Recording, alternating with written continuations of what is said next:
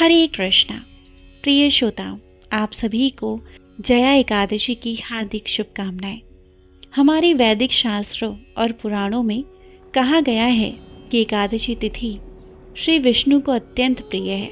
यह वही दिन है जिसका श्रद्धा और निष्ठापूर्वक पालन करने से व्यक्ति विशाल भवसागर को सरलता से पार कर सकता है। जो भी पापी मनुष्य जब एकादशी का उपवास करता है और उसका पालन करता है तो वह तुरंत ही सभी पापों से मुक्त पाकर मोक्ष को प्राप्त होता है। आइए सुनते हैं जया एकादशी की आज के दिन पावन कथा। धर्मराज युधिष्ठिर बोले, हे भगवान, आपने माघ के कृष्ण पक्ष की शर्तिला एकादशी का अत्यंत सुंदर वर्णन करते हुए सुनाया। आप स्वदेश, अंडज, उद्विज और जरायुज चारों प्रकार के जीवों के उत्पन्न, पालन तथा नाश करने वाले हैं। अब आप कृपा करके माघ शुक्ल एकादशी के विषय में भी बताइए। इस एकादशी का क्या नाम है तथा इस व्रत के करने से क्या होता है, इसका क्या विधान है, इसकी विधि क्या है, इसका व्रत करने से किस फल की प्राप्ति होती है और इसमें कौन से देव का पूजन किया जाता है। कृपा करके सब विधि पूर्वक कहिए।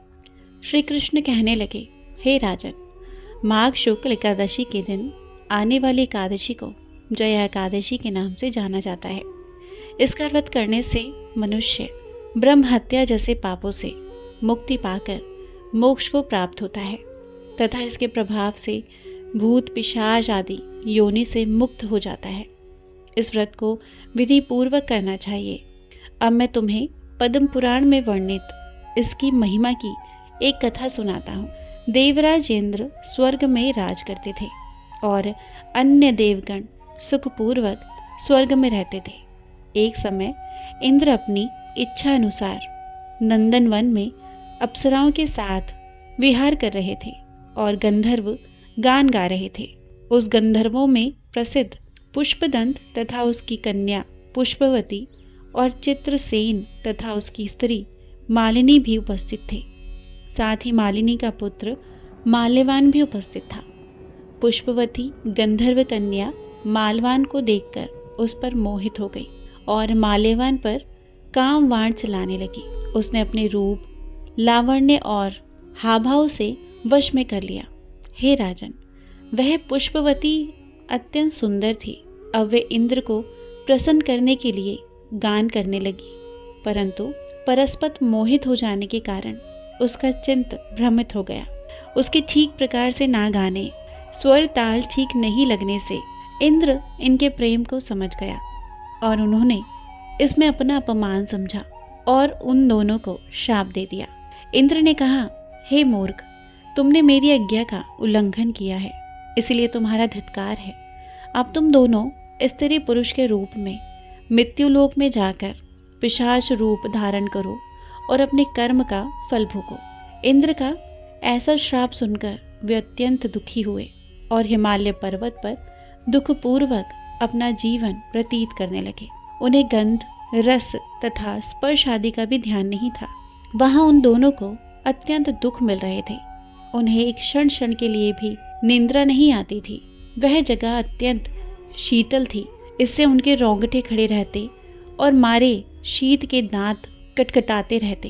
एक बीच पिशाच ने अपनी स्त्री से कहा कि पहले जन्म में हमने ऐसे कौन से पाप किए थे जिससे हमको यह दुखदायिनी पिशाच योनि प्राप्त हुई है। इस पिशाच योनि से तो नरक के दुख सहना ही उत्तम है। अतः हमें अब किसी प्रकार का पाप नहीं करना चाहिए। इस प्रकार विचार करते हुए वे अपने दिन व्यतीत कर रहे थे। एक दिन माघ में शुक्ल पक्ष की जया एकादशी आई। उस दिन उन्होंने कुछ भी भोजन नहीं किया एवं अच्छे अच्छे कार्य किए। केवल फल फूल खाकर ही दिन व्यतीत किया और संध्या काल के समय दुखी अवस्था में पीपल के वृक्ष के नीचे बैठ गए। उस समय सूर्य भगवान अस्त हो रहे थे और उस रात को अत्यंत ठंड थी। इस कारण वे दोनों शीत के मारे अति दुखित होकर मृतक के समान आपस में चिपटे हुए पड़े रहे। उस रात्रि को उनको निंद्रा भी नहीं आई। जया एकादशी के उपवास और रात्रि के जागरण से दूसरे दिन प्रातः होते ही उनकी पिशाच योनि से उन्हें छुटकारा मिल गया। अत्यंत सुंदर गंधर्व और अप्सरा की देह धारण कर, सुंदर वस्त्र भूषणों से अलंकित होकर उन्होंने स्वर्गलोक को प्रस्थान किया। उस समय आकाश में देवता उनकी स्तुति करते हुए पुष्प वर्षा करने लगे। स्वर्गलोक में जाकर दोनों ने देवराज इंद्र को प्रणाम किया।